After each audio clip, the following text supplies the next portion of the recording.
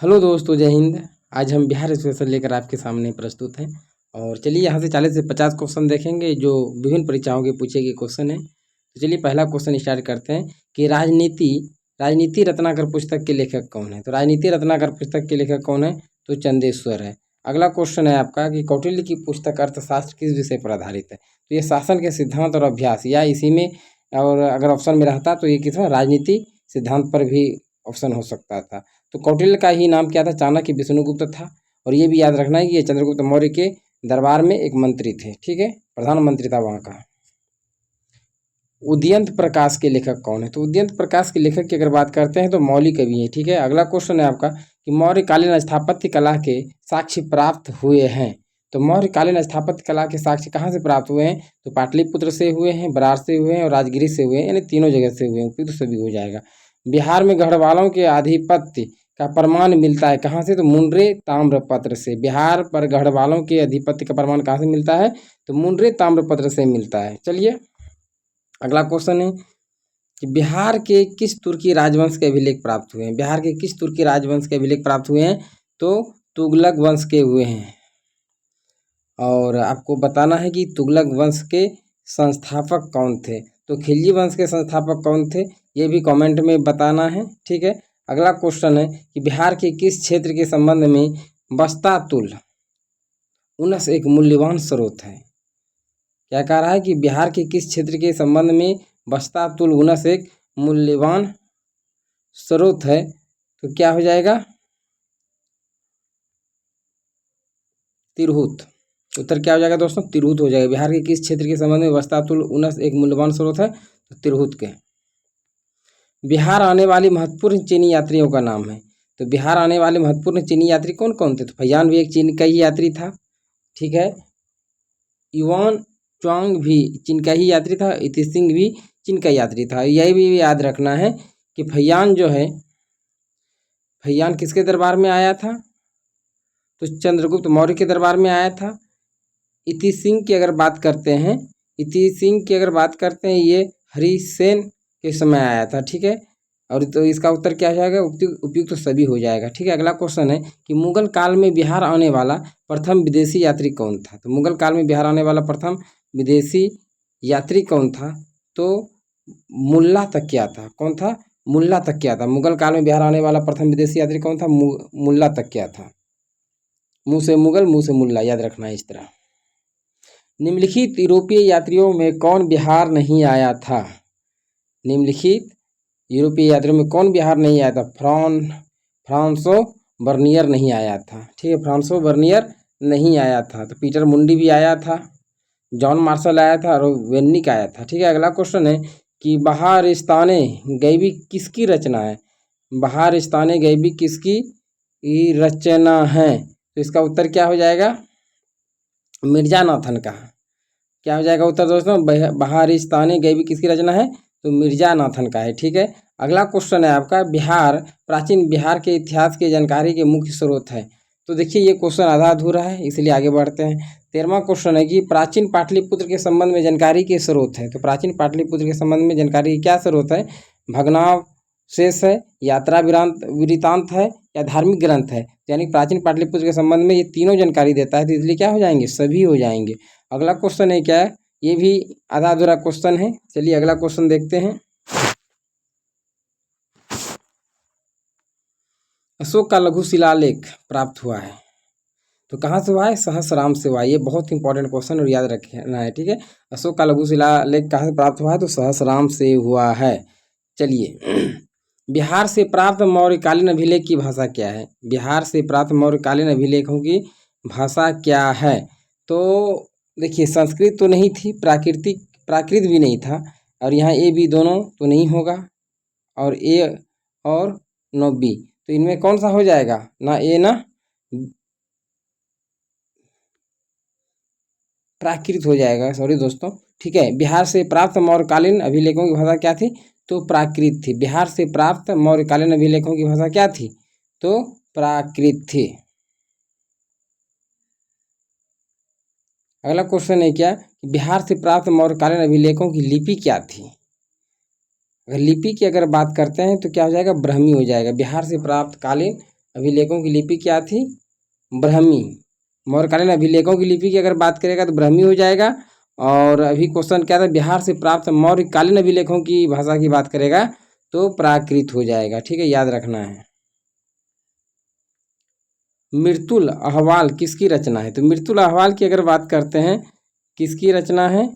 मुल्ला बहमनी की, बहमनी की। ठीक है, मृतुल अहवाल किसकी रचना है? तो मुल्ला बहमनी की। ठीक है, अगला क्वेश्चन है कि मध्यकालीन मिथिला के इतिहास के स्रोत में महत्वपूर्ण है। मध्यकालीन मिथिला के इतिहास के स्रोत में क्या महत्वपूर्ण है?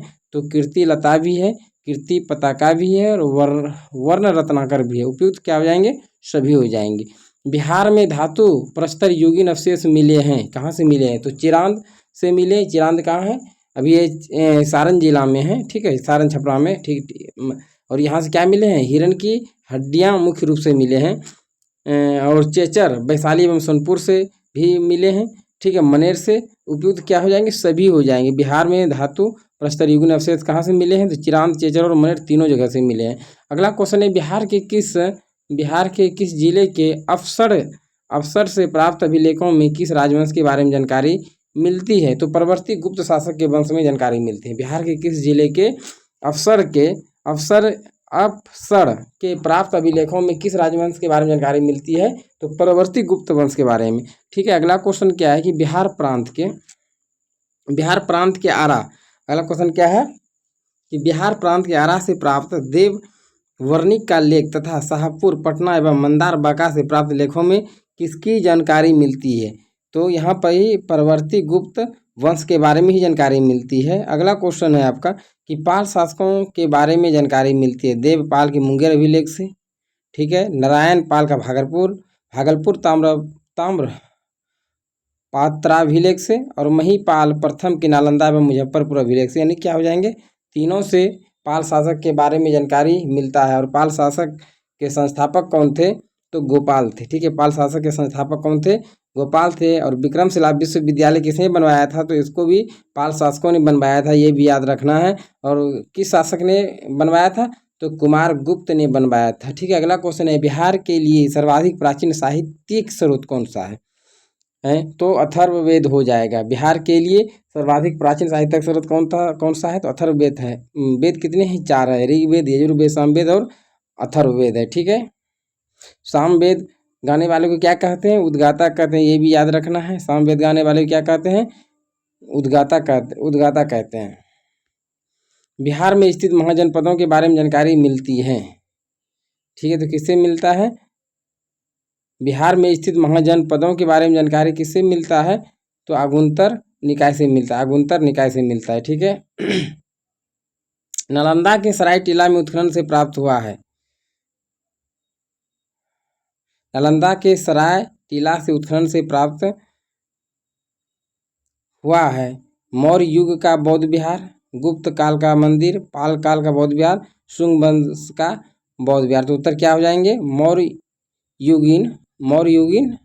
पाल काल का बौद्ध विहार। उत्तर क्या हो जाएंगे दोस्तों? पाल काल का बौद्ध। नालंदा के सराय टीला में उत्खनन से प्राप्त क्या हुआ है? पाल काल का बौद्ध विहार हुआ है। ठीक है, अगला क्वेश्चन है, बौद्ध साहित्य विनय पिटक एवं दीर्घ निकाय से जानकारी मिलती है। मगध के राजतंत्र एवं वैशाली के गणतंत्रों के बारे में, मौर्योत्तर बिहार के बारे में। तो क्या हो जाएंगे? ये और भी दोनों के बारे में मिलता है। बौद्ध साहित्य विनय पिटक एवं दीर्घ निकाय से जानकारी मिलती है मगध के राजतंत्र एवं वैशाली के गणतंत्र के बारे में, और मौर्योत्तर बिहार के बारे में भी मिलता है। ठीक है, अगला क्वेश्चन क्या है आपका? बिहार में बड़े पैमाने पर उत्खनन कार्य करवाने वाला तथा कई प्राचीन स्थानों की खोज करने वाला पुरातत्ववेत्ता कौन थे? तो कौन थे? तो कनिंघम थे। कौन थे दोस्तों? कनिंघम थे। अगला क्वेश्चन है कि नालंदा में स्थित बड़ा गांव का पता किसने लगाया था? तो किसने लगाया था? कनिंघम ने ही लगाया था। नहीं, मैकेंजी ने लगाया था। ठीक है, मैकेंजी ने लगाया था। नालंदा में स्थित बड़ा गांव का पता किसने लगाया था? तो मैकेंजी ने लगाया था। अगला क्वेश्चन है कि पुरातत्ववेत्ता कनिंघम ने बिहार में खोज की थी। तो बिहार में इसने क्या क्या कनिंघम ने खोजा था? केसरिया स्तूप जो है कहाँ है? चंपारण में। ये भी पूछ सकता है क्वेश्चन ऑब्जेक्टिव में कि केसरिया स्तूप कहाँ है? तो चंपारण में है। लौरिया अरेराज का अशोक स्तंभ बासव बसाड़ के अवशेषों के आधार पर वैशाली के प्राचीन स्थल यानी कि उपयुक्त तो सभी को कनिंघम ने खोजा था। अगला क्वेश्चन है आपका, विदेह के राजा जनक ने निष्क या सुवर्ण या सतनाम उपहार में दिए, यह कहाँ वर्णित है? यह कहाँ वर्णित है? तो बृहदारण्यक उपनिषद में। कहाँ है? बृहदारण्यक उपनिषद में। अगला क्वेश्चन है, बिहार से प्राप्त मौर्य अभिलेखों की लिपि क्या है? तो उपयुक्त में से कोई नहीं। और मौर्य अभिलेखों की लिपि क्या था?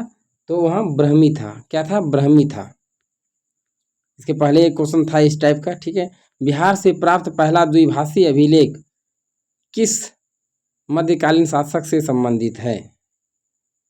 तो किससे है? शेरशाह से है।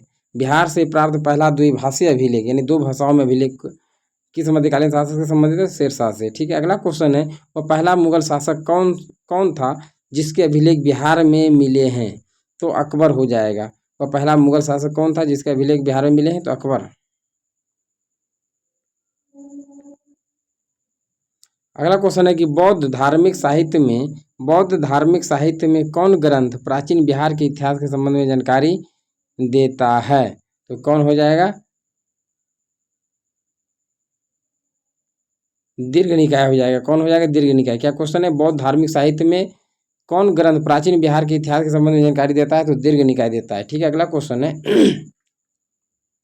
सियर उल मुताखरिन की रचना किसने की थी? तो सियर उल मुताखरिन की रचना गुलाम हुसैन तबतबाई ने किया था। अगला क्वेश्चन है, अफसर गया में है से प्राप्त एक मंदिर का भग्नावशेष प्राप्त हुआ है। इसकी दीवारों पर कथा दृश्य अंकित है। किसका? तो रामायण के हैं। किसके हैं? रामायण के। अफसर से प्राप्त एक मंदिर का भग्नावशेष प्राप्त हुआ है। इसके दीवार पर कथा दृश्य किसका अंकित है? तो रामायण के पात्र का, ठीक है। अगला क्वेश्चन है कि मुल्ला बहमानी यात्री थे, तो ये ईरान के थे। मुल्ला बहमानी कहाँ के यात्री थे? तो ईरान के थे। अगला क्वेश्चन, आधुनिक बिहार के अध्याय के लिए स्रोत हैं? तो फ्रांसिस बुकानन द्वारा संकलित विभिन्न रिपोर्ट, ये पहला ऑप्शन है। दूसरा क्या है? District gazetteer land survey and settlement report. C number option है Fort William India House correspondence series, यानी कि उपयुक्त सभी हो जाएगा। आधुनिक बिहार के अध्याय के लिए स्रोत क्या है? तो ये तीनों हैं। अगला क्वेश्चन है आपका, कौटिल्य के अर्थशास्त्र में किस पहलू पर प्रकाश डाला गया है? तो राजनीतिक नीतियाँ, पहले भी बताया गया है क्वेश्चन। हाँ, फिर वही क्वेश्चन आ गया कि आपसगढ़ से प्राप्त एक मंदिर का भग्नावशेष प्राप्त हुआ, इसके दीवारों पर कथा दृश्य किसका अंकित है? तो रामायण के।